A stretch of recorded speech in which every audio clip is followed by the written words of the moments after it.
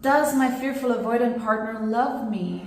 This is probably a question that you are asking yourself if you find yourself dating a fearful avoidant or even being in a relationship with someone who has this form of attachment style. For the sake of this video, I'm going to call this attachment style fearful avoidant, even though it is also referred to as disorganized attachment. The problem with being with someone who has this attachment style is that it's a bit of that type of on-again, off-again dynamic, push-pull. So do they even love you? What's going on? The truth is that it has very little to do with you and a lot to do with the fearful avoidant attachment style. So let's just, for the sake of it, talk about what is fearful avoidant attachment. Fearful avoidant attachment is an attachment style that is insecure. It's one of the 3 insecure attachment styles, and it's a style of relating to other people, especially close ones, where you really crave closeness and connection, but at the same time, that's probably what you fear the most if you have this attachment style. So you can see how conflicting it is, and it's actually incredibly painful for a fearful avoidant to be fearful avoidant, because they're always struggling with this push-pull dynamic within themselves. And they both have this anxiety that you find in the anxious attachment style, but they also have the need for pushing people away and dealing with everything by themselves that we find in the avoidant, dismissive avoidant attachment style. So it's pretty complicated, and it's probably the most potentially hurtful dynamic that you can be in. I mean, the avoidant can also be a pretty harsh and tough partner to be with, but with the fearful avoidant, you've got a little bit of both, and it's very, very confusing. So you never know when they're going to be hot, when they're going to be cold, and it can be pretty tough to be in a relationship like this. A fearful avoidant can certainly love you. They can definitely be in love with you, be infatuated with you, but it's just going to be expressed in a different way than what you may imagine.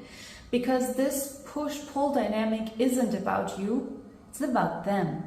So it's not really a way to measure whether they love you or not, if they're pushing you away and pulling you close and just repeating this cycle again and again and again. It's not really, whereas with a normal person that may sort of prove that they don't really love you that much because they're not certain about you. With the fearful avoidant, they may love you, they may not love you, but it's not really, you can't really tell from whether or not they're pushing and pulling in the relationship, because they'll be doing that regardless of how much they love someone. Maybe sometimes when they really love someone, they feel extra vulnerable and they'll do this even more. So you see how complicated it is to be with someone like this. So the more vulnerable they feel, the more afraid of abandonment they feel, the more they're going to swing the pendulum from closeness to avoidance. At the core of this attachment style is a fear of abandonment, just the same as there is a fear of abandonment in the anxious attachment style. The fearful avoidant really has deep-rooted trauma in terms of abandonment, one way or another. You know your own fearful avoidant better than me, but I'm sure that there is something in their past that makes it so that they have this innate fear of rejection and abandonment. So they try to avoid that at all costs, and they do that by pushing you away and being the one who, for example, ends the relationship, often breaks up with you, to protect themselves from being abandoned and being hurt.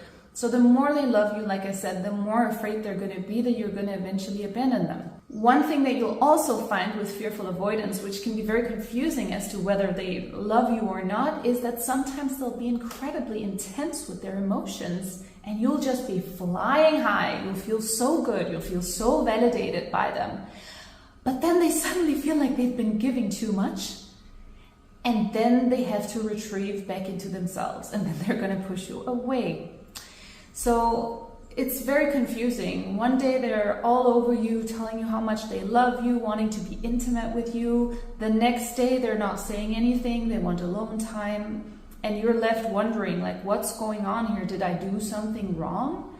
You probably didn't do anything wrong. It's not about you. It's not about you. The thing is, the fearful avoidant is afraid of completely and honestly and vulnerably expressing their feelings because they don't handle rejection very well. So if they have done that in a moment of being clingy or being very intense, then they will feel immediate fear afterwards. They are very, very afraid of your rejection. They have a lot of rejection sensitivity. So they overreact when they feel rejected. And you've probably experienced that as well. Even with small things, they almost can't handle it because in their mind, it's like, if I get rejected, it means I'm bad. And if I'm bad, it means you're going to leave the relationship and you're going to leave me. So you see, they have a lot of these protective behaviors. But the truth is that while you may hurt a lot in a relationship with a fearful avoidant, they themselves hurt so much as well. It is so exhausting being inside the emotional turmoil that a fearful avoidant experiences on a day-to-day basis. And as their partner, you're getting pulled into that emotional turmoil. But they're not some kind of cold-hearted robot who doesn't have feelings. They'll probably be crying when they want to break up. They'll probably be anxious when they show love in terms of you rejecting them or abandoning them. They'll go through a huge emotional roller coaster. Basically, being fearful avoidant means that you're somewhat dysregulated, emotionally speaking. It's just like the anxious, you're dysregulated, and like the avoidant as well. So they need to work on their emotional regulation because it can be all-consuming. And you can sometimes even see this fearful avoidant behavior in terms of the jobs that they choose, the education that they choose, the way they handle themselves at these jobs.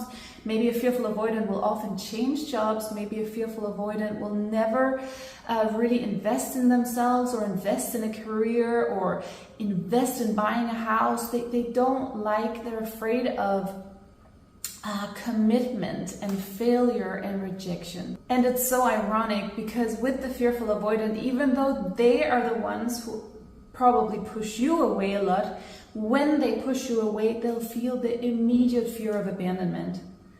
So it's like, it's so conflicting for them. Like they need to push you away in order to feel emotionally safe, but at the same time, they'll instantly fear, oh my God, I can never get them back. They're going to break up with me. It's not okay, this behavior. They're not going to want to put up with this.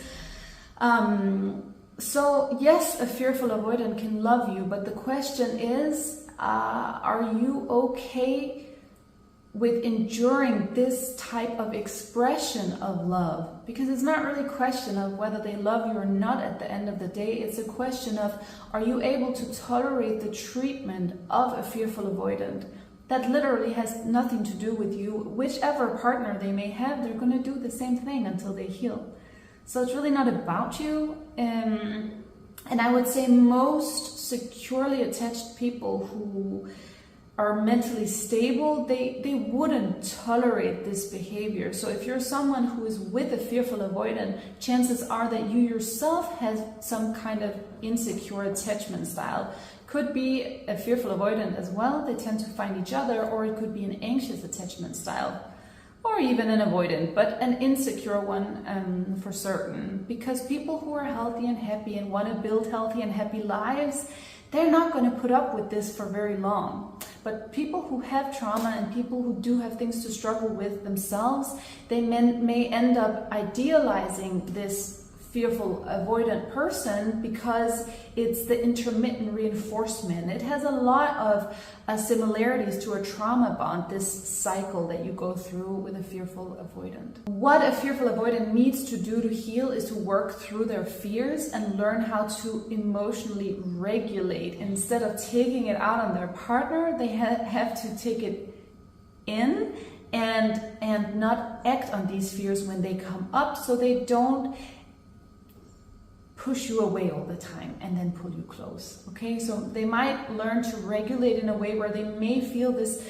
sensation, in their emotions, but they're not going to act on them and break up with you every month. That's definitely a first step, of course. It's better to work all the way towards secure attachment, which can certainly be done, but yeah, it does probably require some kind of professional support. I work with people with difficulties in their attachment styles. You're welcome to reach out to me. There's a link in the description below. And if you like this video, please like the video and subscribe to my channel, and I look forward to seeing you again soon.